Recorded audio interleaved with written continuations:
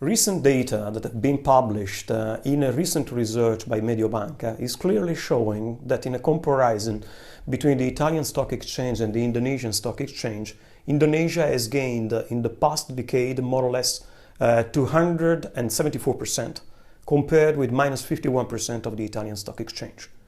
Although the data are objective in themselves, we must be pretty careful in analyzing this kind of data because behind the numbers there are strong differences that must not be undervalued.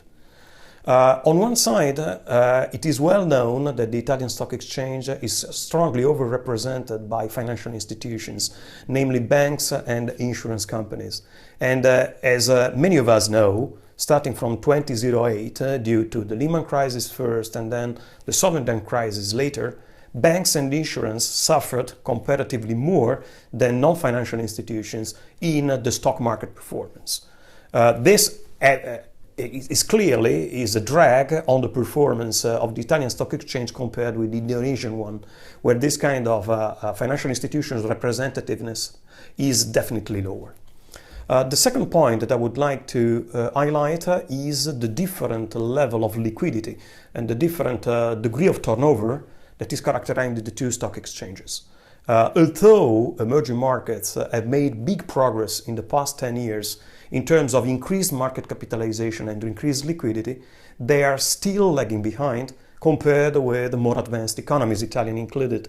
And if you compare data that have been published recently by the World Federation of Exchanges, you can really see that emerging markets are, in terms of liquidity, in the region of 40% in terms of turnover, compared with 54%, which basically means that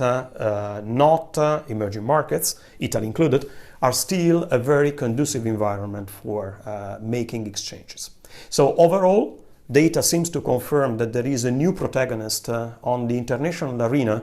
emerging markets, but on the other side,